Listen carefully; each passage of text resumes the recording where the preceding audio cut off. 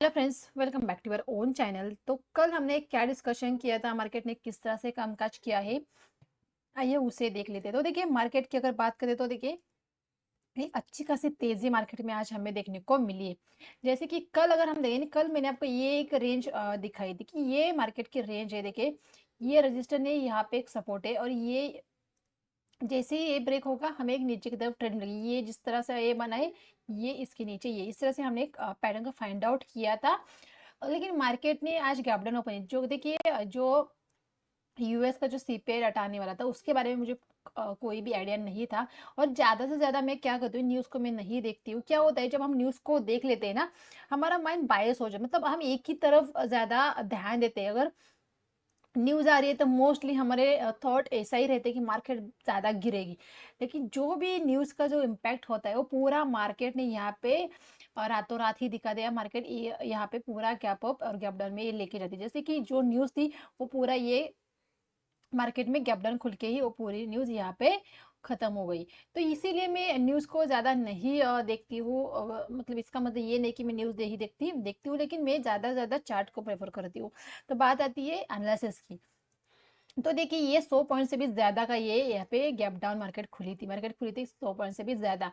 तो यहाँ पे हमारी स्ट्रेटेजी क्या होनी चाहिए, पिछले दिन का हमें कुछ देखना नहीं है, ये हमारे लिए कुछ काम का नहीं रहता है। इंट्राडे के बेसिस पे अगर बात करते तो हमें किस तरह से काम करना है। देखिए, कुछ लोग होते हैं जो फर्स्ट जो 5 मिनट की कैंडल थी उसके हाई ब्रेक होने के ट्रेड रहते हैं।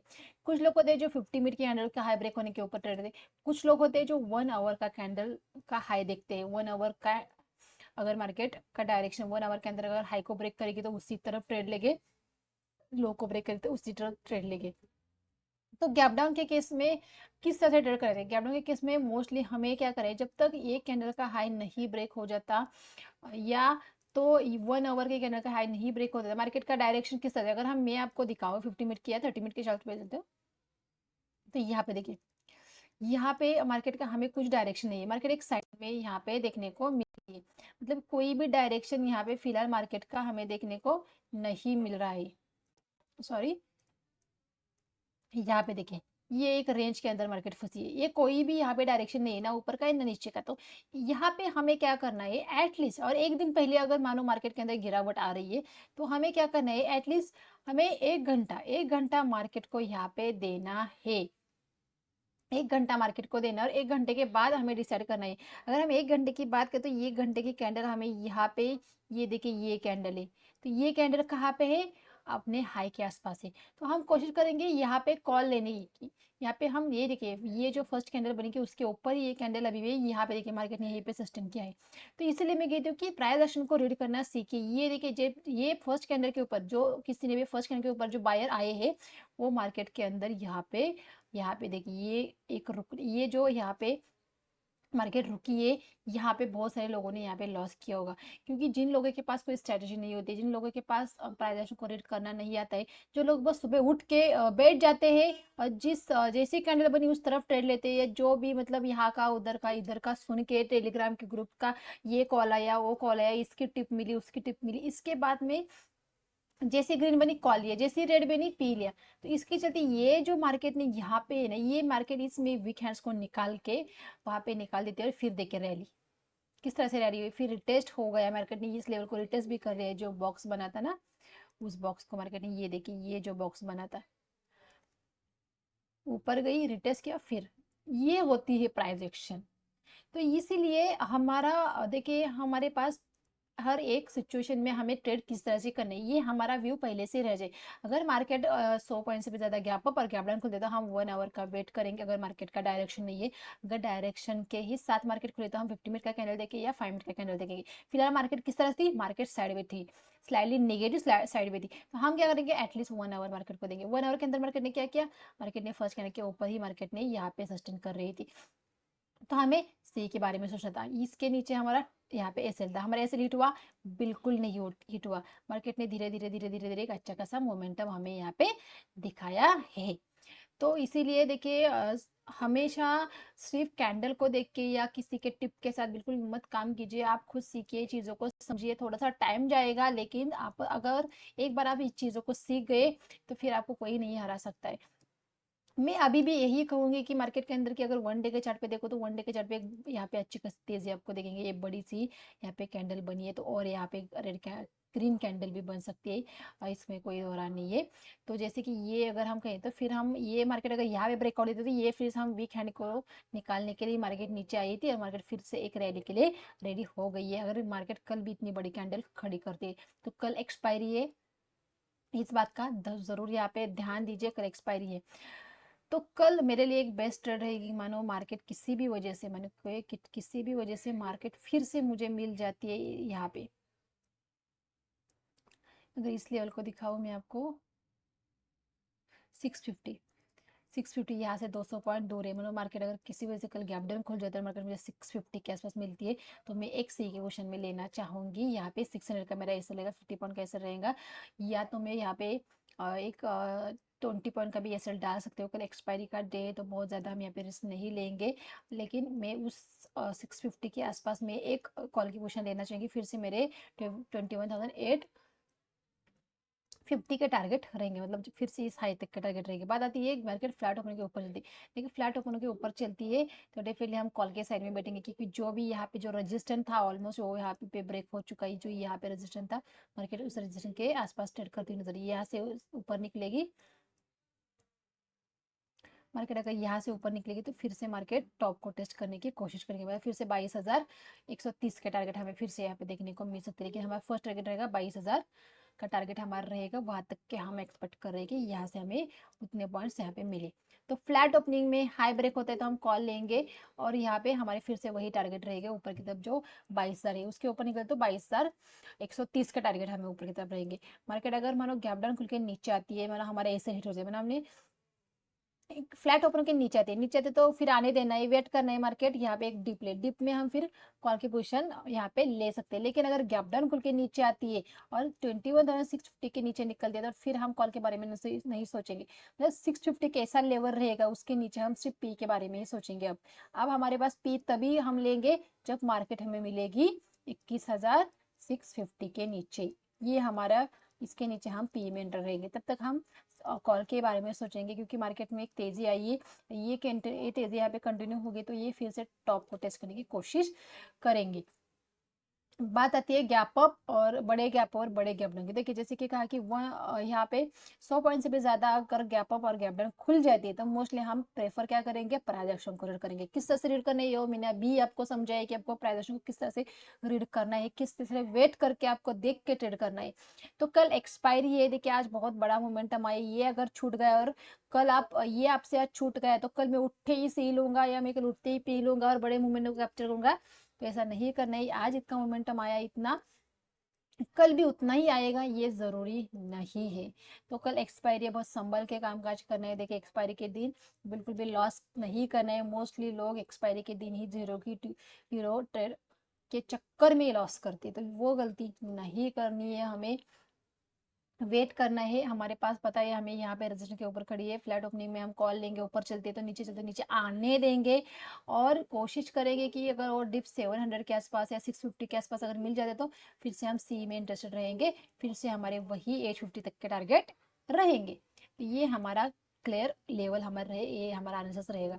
तो इसी वीडियो के अंदर आइए बैंक निफ्टी की बात करते हैं। बैंक निफ्टी की अगर बात करें तो बैंक निफ्टी ने भी बहुत अच्छा यहाँ पे कामकाज किया है। जैसे कि बैंक निफ्टी के अंदर भी मार्केट की अगर बात करें तो यहाँ पे भी बड़ा गैप डाउन मार्केट खुली थी यहाँ पे। ये देखिए यहाँ पे कितना बड़ा मार्केट ने गैप डाउन खोला था। हमने क्या सोचा था, फ्लैट ओपन होकर हम यहाँ पे पी की पोजीशन लेंगे तो हमारा टारगेट यहाँ तक रहेगा। मार्केट ने रातों रात हमें टारगेट दिया, तो वो तो ट्रेड हमारी बेकार हो चुकी थी।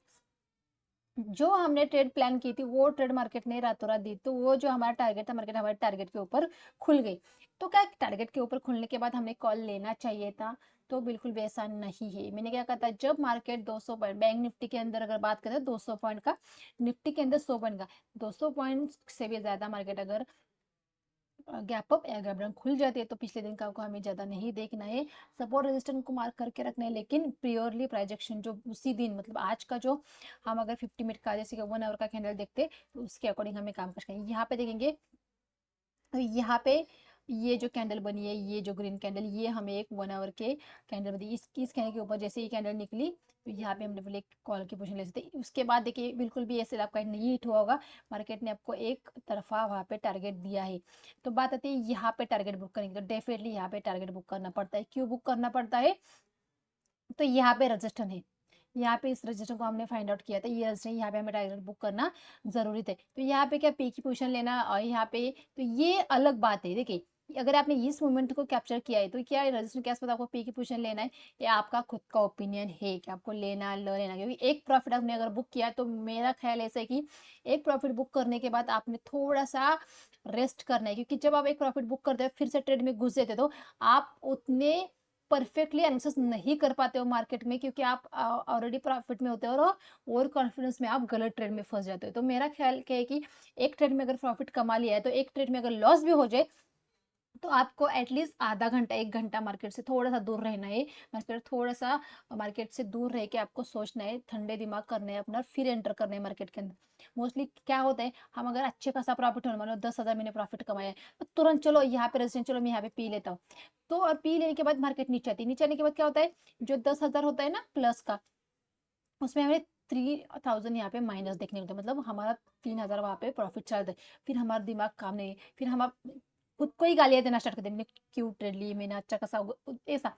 और जैसे आप पी से निकलते वहां से वहां पे, और फिर आप यहाँ पे जैसे अपने प्रॉफिट को वहाँ पे बुक करते, और फिर यहाँ पे फिर से आप यहाँ पे थोड़ा सा मार्केट में फिर से नीचे आती है, फिर से आप वहाँ पे कॉल में एंटर करते हो, कॉल में एंटर करते हो, फिर से मार्केट नीचे आती है, और फिर आप कॉल से निकलते हो, फिर मार्केट फिर ऊपर चले जाते हो। तो इसीलिए आपको क्या करना है, इन चीजों में नहीं पड़ना है। अगर एक प्रॉफिट ने बुक किया है तो आपको थोड़ा सा वेट करना है, थोड़ा सा मार्केट को टाइम देना है, और फिर 1-2 घंटे के बाद आपको सेकंड ट्रेड के अंदर एंटर कर देना है।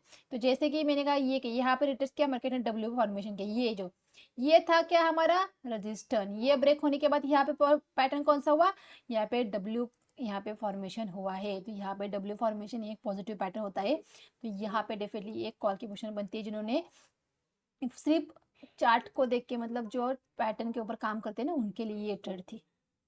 तो ये चीजें आपको धीरे धीरे धीरे धीरे ड्यूरिंग द मार्केट आपको इन चीजों को देखना पड़ेगा, इन चीजों को समझना पड़ेगा, तभी ये चीज आएगी। इसके लिए आपको मार्केट को एटलीस्ट आप ट्रेड करो या ना करो, लेकिन मार्केट को वॉच कीजिए, प्राइस एक्शन को रीड करना स्टार्ट कीजिए।